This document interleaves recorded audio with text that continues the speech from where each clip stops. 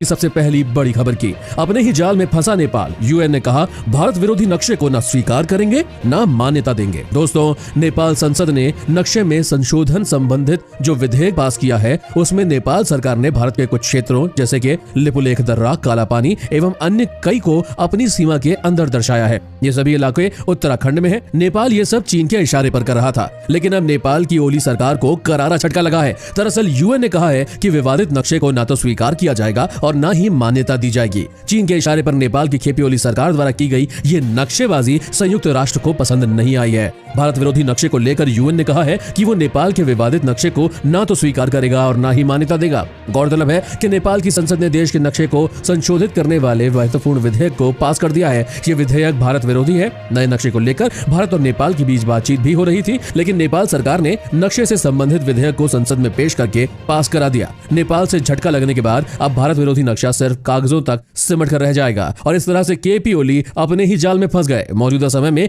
भारत से रिश्ते भी बिगाड़ लिए और अपने मकसद में भी कामयाब नहीं हुए। दोस्तों, क्या भारत को नेपाल सीमा की विवादित जगह पर भी अपनी रोड बना देनी चाहिए या नहीं? कमेंट में जरूर बताएं। और अब जानिए भारत के विदेश मंत्री का बड़ा बयान, चीन से मुकाबला करने के लिए तैयार रहना होगा। दोस्तों, भारत के विदेश मंत्री एस जयशंकर ने लद्दाख सीमा पर चीन के साथ चल रहे तनाव के बीच कहा कि हमें चीन का मुकाबला करने के लिए तैयार रहना होगा। जयशंकर का यह बयान चीन के साथ 5वें दौर की बातचीत से पहले आया। ये बातचीत पहले रद्द हो गई थी। चीन के मुद्दे पर एस जयशंकर बोले कि चीन के साथ संतुलन तक पहुंचना आसान नहीं है। भारत को उसका विरोध करना होगा और मुकाबले के लिए खड़ा होना ही होगा। चीन को संदेश देते हुए जयशंकर ने यह भी साफ कर दिया है कि बॉर्डर पर उसकी यानी कि चीन की हरकतों का असर व्यापार पर भी पड़ना तय है। विदेश मंत्री ने कहा कि बॉर्डर की स्थिति और हमारे रिश्तों को अलग अलग करके नहीं रखा जा सकता। यही सच्चाई है। जयशंकर का ये कड़ा बयान ऐसे वक्त में आया है जब चीन अपनी हरकतों से बाज नहीं आ रहा है। वो लद्दाख में अपनी सेना को पीछे लेकर जाने की बात करता तो है, लेकिन ऐसा असल में वहाँ होता नहीं दिखता। इसके चलते 5वें दौर की सैन्य मीटिंग पहले कैंसिल हो गई थी। विदेश मंत्री ने अमेरिका के साथ भारत के रिश्तों पर भी बात की। वो बोले कि यूएस संग रिश्ते बदल रहे हैं। मतलब ये बात साफ है कि चीन पर किसी भी तरह का भरोसा करना गलत होगा। इसलिए चीन से बातचीत के साथ साथ हमें अपनी अन्य तैयारियां भी कर रखनी पड़ेगी। दोस्तों, अगर भारत और चीन में युद्ध होता है तो आप सरकार का सहयोग करेंगे या नहीं? कमेंट में बताएं। और अभी जान लें, बंद हो सकते हैं ये 3 बड़े सरकारी बैंक। नीति आयोग की सरकार को सलाह। दोस्तों, जब से कोरोना महामारी ने देश में दस्तक दी है तब से पूरा देश आर्थिक मंदी से जूझ रहा है, परंतु मोदी सरकार जहां पर मंदी का असर ज्यादा है उन सभी सेक्टर्स के लिए कोई ना कोई कदम उठा रही है। और इसी कड़ी में अगला नंबर बैंकिंग सेक्टर का है। जी हां दोस्तों, बैंकिंग सेक्टर को घाटे से उभारने के लिए मोदी सरकार ने कई कदम उठाए हैं। सरकार का कहना है कि जितने कम सरकारी बैंक होंगे उतने बेहतर तरीके से कामकाज होगा और बैंकों की आर्थिक सेहत भी सुधरेगी। इसी कड़ी में अब नीति आयोग ने सरकार से सिफारिश की है कि वो 3 सरकारी बैंकों का निजीकरण कर दे। नीति आयोग का कहना है कि सरकार Punjab and Sindh bank, UCO bank और बैंक ऑफ महाराष्ट्र प्राइवेट बैंकों के हाथों में सौंप दे। इसके अलावा नीति आयोग ने सभी ग्रामीण बैंकों के मर्जर का भी सुझाव दिया है। दरअसल सरकार की योजना है कि देश में सरकारी बैंकों की संख्या घटाकर 5 कर दी जाए। इससे पहले सरकार ने अप्रैल में 10 बैंकों का विलय करके 4 बैंक कर दिए थे। दरअसल इन बैंकों से सरकार को लगातार नुकसान हो रहा है क्योंकि ये बैंक लगातार घाटे में चल रहे हैं। ऐसे में नीति आयोग ने इसे निपटने का रास्ता निकालते हुए इनके निजीकरण का सुझाव दिया है। सरकार का मानना है कि जितने अधिक सरकारी बैंक होते हैं, फर्जीवाड़े के मामले उतने अधिक सामने आते हैं। दोस्तों, आपका किस बैंक में अकाउंट है? कमेंट में जरूर बताएं। और अब जानिए चीन के राष्ट्रपति का बड़ा बयान, नेपाल और चाइना के संबंधों को आगे बढ़ाना चाहता हूं। दोस्तों, चीन की एक नई चाल सामने आ रही है जिसमें वो कोशिश कर रहा है कि किस तरह से नेपाल को भारत का दुश्मन बनाकर उसे अपनी तरफ कर ले। इसलिए चीन नेपाल से दोस्ती करता हुआ दिखाई दे रहा है और अब तो चीन के राष्ट्रपति शी जिनपिंग ने कहा है कि वो नेपाल के साथ संबंधों को लगातार आगे बढ़ाना चाहते हैं। नेपाल में सत्तारूढ़ कम्युनिस्ट पार्टी में जारी अंदरूनी कलह के बीच उनका ये बयान आया है। दरअसल चीन समर्थक प्रधानमंत्री केपी शर्मा ओली की सत्ता पर पकड़ को बीजिंग मजबूत करना चाहता है। नेपाल के साथ राजनयिक संबंधों की 65वीं वर्षगांठ के मौके पर अपने नेपाली समकक्ष विद्या देवी भंडारी को शुभकामना देते हुए शी ने कहा कि वो दोनों पड़ोसी देशों के लोगों को ज्यादा से ज्यादा लाभ पहुंचाने के लिए काम करने को तैयार है। चीन के राष्ट्रपति ने कहा कि चीन नेपाल संबंधों को वो काफी महत्व देते हैं। शी ने कहा कि राजनयिक संबंध स्थापित होने के बाद से दोनों देशों ने हमेशा एक दूसरे का सम्मान किया है, एक दूसरे को बराबर माना है, परस्पर राजनीतिक विश्वास को बढ़ाया है और परस्पर सहयोग को और भी मजबूत किया है। दोस्तों, नेपाल ने किस वजह से भारत से दोस्ती तोड़ी है? कमेंट में जरूर बताएं। और अब जानिए, बढ़ती जा रही है चीन के दुश्मनों की लिस्ट। अब वियतनाम ड्रैगन का सबसे बड़ा दुश्मन बनकर उभर रहा है।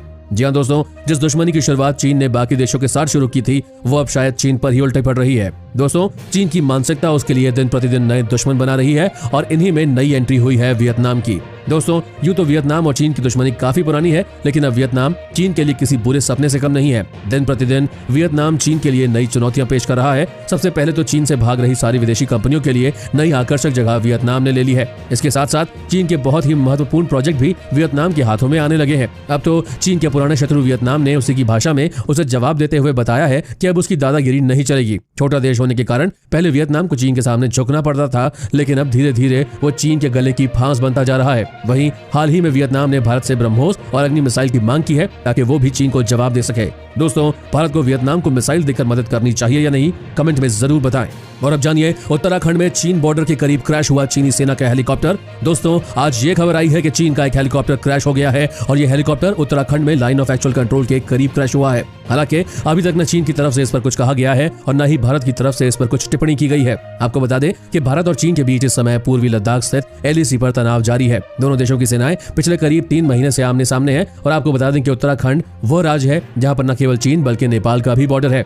घटना शनिवार दोपहर को हुई है और जो हेलीकॉप्टर क्रैश हुआ है वो पीपुल्स लिबरेशन आर्मी का हार्बिन Z9 हेलीकॉप्टर था। बताया जा रहा है कि ये हेलीकॉप्टर खराब मौसम की वजह से क्रैश हुआ है। उत्तराखंड वो राज्य है जहां पर न केवल चीन बल्कि नेपाल का भी बॉर्डर है। चीन की आक्रामकता का जवाब देने के लिए जुलाई से पहले हफ्ते में चीन के बॉर्डर के करीब इंडियन एयरफोर्स के ट्रांसपोर्ट एयरक्राफ्ट AN-32 और हेलीकॉप्टर Mi-17 की लैंडिंग कराई गई थी। भारत की तरफ से अब उत्तराखंड में चीन बॉर्डर के करीब भी इंफ्रास्ट्रक्चर जैसे सड़क आदि की तेजी से विकास पर जोर दिया जा रहा है। सूत्रों के मुताबिक ये सड़कें राष्ट्रीय सुरक्षा के लिए बहुत ही महत्वपूर्ण है, क्योंकि ये Indo Tibet border police base के कैंप को जोड़ती है। चलिए इसी के साथ चलते हैं अब अगली खबर की तरफ। चीन कर रहा है जंग की तैयारी, हुआ बड़ा खुलासा, बनाई इतनी बड़ी योजना। दोस्तों, लद्दाख सीमा पर चीन की गतिविधियां बढ़ती जा रही है और गलवान से पीछे हटने के साथ ही चीन ने अन्य क्षेत्रों पर अपनी सेना बढ़ा दी है। वहीं पूर्वी लद्दाख के पास स्थित एयरबेस को हाई अलर्ट पर एक्टिव कर दिया है।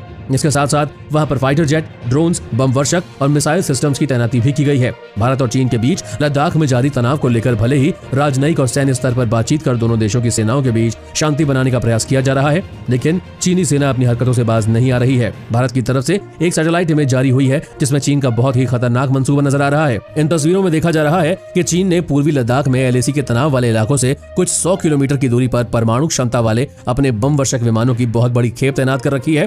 अभी कुछ ही दिन हुए हैं जब चीन के बम वर्षक विमानों ने साउथ चाइना सी में युद्धाभ्यास के नाम पर बम गिराने की प्रैक्टिस भी की थी।